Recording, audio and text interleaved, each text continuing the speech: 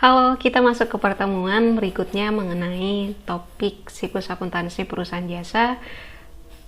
Ini udah lanjutan sih, siklus akuntansi perusahaan jasa ini masuk ke bagian yang ketiga, yaitu mengenai buku besar dan neraca saldo. Yang pertama kita bahas adalah buku besar atau general ledger. Buku besar ini merupakan suatu buku yang berisi kumpulan akun-akun sejenis. Jadi akun-akun sejenis ini yang dikelompokkan ke dalam satu buku utama. Itu yang kita sebut dengan buku besar. Format buku besar itu ada 3. Yang pertama berbentuk T account, jadi kayak huruf T seperti ini. Sisi sebelah kiri adalah untuk debit, sisi sebelah kanan adalah untuk yang kredit. Yang kedua bentuknya adalah 3 kolom. Penghitungan kolomnya di sini secara logika kan lihatannya banyak kolom di sini. Penghitungan jumlah kolomnya adalah untuk penempatan rupiah. Jadi tanggal keterangan referensi itu tidak dihitung jumlah kolomnya, tapi yang dihitung adalah kolom rupiah untuk debit, kredit, dan saldo. Nah, saldo di sini adalah saldo normalnya. Sebelumnya saya mau kasih tahu bahwa di sini adalah nama akun. Kita kasih tahu namanya apa, misalnya di kas. Nomor akunnya berarti 111 misalnya. Saldonya di sini harus saldo normal. Berarti saldo normalnya kas itu adalah di sebelah debit. Kita udah harus tahu saldo normalnya di mana. Dan yang bentuk yang ketiga itu adalah bentuk 4 kolom. Kolomnya bedanya dengan di 3 kolom adalah saldo di sini diperinci. Jadi saldonya apakah di debit atau di kredit. Yang mana yang harus kita gunakan tergantung kebutuhan masing-masing. Boleh yang 3 account, boleh yang 3 kolom, boleh yang 4 kolom. Nah, di sini ada pengelompokan debit dan debit. Artinya ketika kita buat buku besar ini, ada kalanya nanti di tanggal transaksi, misalnya di tanggal 1, ketemu dengan tanggal berikutnya di akun yang sejenis. Misalnya sama-sama kas. Tanggal 1 kasnya adalah modal awal, di tanggal berikutnya kasnya misalnya bertambah karena kita menerima pendapatan, otomatis kan debit tuh. Jadi kalau misalnya debit ketemu dengan debit itu akan dijumlahkan. Debit yang pertama ketemu dengan debit yang kedua nanti, maka di saldonya nanti akan ditambahkan. Nanti akan kita bicarakan lebih rinci. Untuk menjadi catatan adalah kolom keterangan di sini adalah untuk kegiatan transaksi. Kalau dia misalnya modal awal atau misalnya kita bayar sesuatu, berarti pembayaran. Kita beli peralatan atau perlengkapan, berarti keterangannya adalah pembelian, seperti itu. Kolom referensi bedanya dengan di jurnal. Kalau di jurnal kolom referensi itu adalah untuk kode atau nomor akun, tapi untuk di buku besar referensi itu digunakan untuk mencatat nama dan nomor halaman jurnal. Kalau misalnya kita mencatat buku besar itu berasal dari jurnal umum, maka nanti namanya di sini adalah JU.1 misalnya, berarti jurnal umum halaman 1. Kita akan bahas juga lebih rinci di slide berikutnya. Misalnya seperti ini, kita punya yang namanya jurnal umum. Kita anggap ini adalah salsa merupakan kelanjutan atau berasal dari video yang sebelumnya yang kita bahas mengenai jurnal umum. Jurnal ini sudah selesai kita bahas, sudah kita dapatkan namanya hasilnya dalam Rp1.000. Ini yang akan kita buat yang namanya buku besar. Akun-akun sejenis yang dimaksud itu adalah kas, ketemu dengan kas, ketemu dengan kas. Nah, akun-akun ini yang kita kelompokkan dalam satu buku besar yang utama begitu. Kalau nanti perlengkapan ketemu dengan perlengkapan lagi, piutang ketemu dengan piutang, pendapatan ketemu dengan pendapatan. Jadi sama-sama akun sejenis. Kalau di sini kan jurnal umum, semua akun ada di dalam jurnal yang sama. Oke, kita caranya yang pertama yang akan kita gunakan adalah ini yang akan kita buat buku besar. Kita mulai dengan nama perusahaannya, yang kedua nama buku besar, yang ketiga adalah periodenya. Kita mau buat contoh adalah untuk akun kas, berarti nomor akunnya 111, kesepakatannya. Lalu kita mulai dengan tanggal 1. Kita cari yang berhubungan dengan kas, lalu nanti kita isi satu persatu poinnya. Referensi ini akan kita isi karena kita mau posting atau pindah buku ke buku besar, dari jurnal ke buku besar. Lalu akun kas dan nomor akun 111 itu yang akan kita isi. Kas 111 kita isi lalu kita posting. Tanggal 1 di sini kasnya referensi langsung kita isi 111, debit 50 juta. Makanya kita pindahkan ke dalam buku besar. Debit 50 juta tanggal 1, maka keterangannya sebagai modal awal, ini jangan lupa tanggalnya.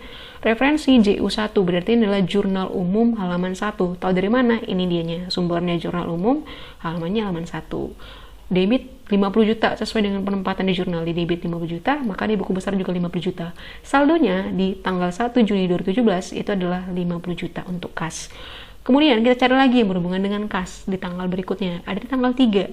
Kas di akun 111, posisi kasnya ini adalah di sebelah, karena dia mencorok ke dalam jurnal, berarti dia ada di posisi kredit.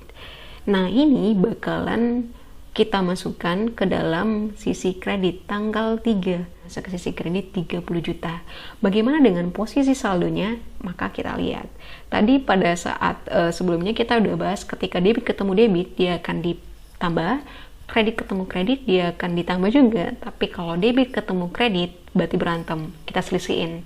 Begitu. Di sini kan saldo normal kas itu adalah 50 juta. Kita pakai yang 3 kolom ya. 3 kolom berarti kita udah harus tahu saldo normalnya akun tersebut di mana. Kas itu saldo normalnya di debit, berarti posisi saldo awalnya ini yang tanggal 1 adalah debit 50 juta. Ketemu dengan tanggal 3, kasnya di sebelah kredit, berarti harus kita selesaiin dong. 50 kurang 30, maka saldo sampai tanggal 3 saldo kasnya adalah 20 juta. Gampang ya. Begitu selanjutnya untuk ke tanggal 13 juga gitu. 13 ke sini kasnya posisi bertambah, dicatat di sebelah debit, kita isi nomor akunnya, lalu kita masuk ke buku besar tanggal 13, keterangannya adalah pendapatan jasa.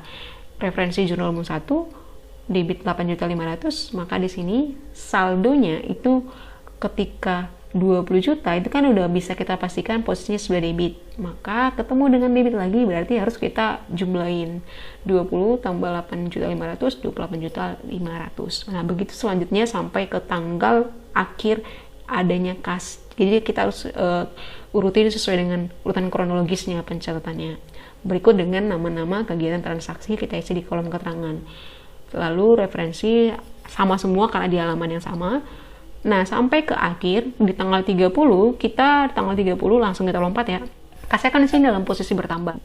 Catat nomor akun, debitnya 1.500.000, masuk ke dalam buku besar 1.500.000, tambahkan dengan 29.050.000, maka saldo sampai akhir bulan Juni kasnya adalah 30.550.000. Begitu caranya. Oke, masih bisa ngikutin ya. Bagaimana dengan buku besar akun-akun selanjutnya? Ya, itu gampang. Biasanya yang paling banyak itu adalah akun kas, karena arus kas masuk dan keluar itu sering berputar. Begitu.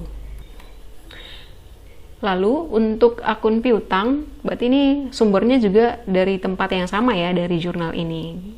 Kita buat piutang seperti bagaimana, lihat tanggalnya, transaksi yang berhubungan dengan piutang.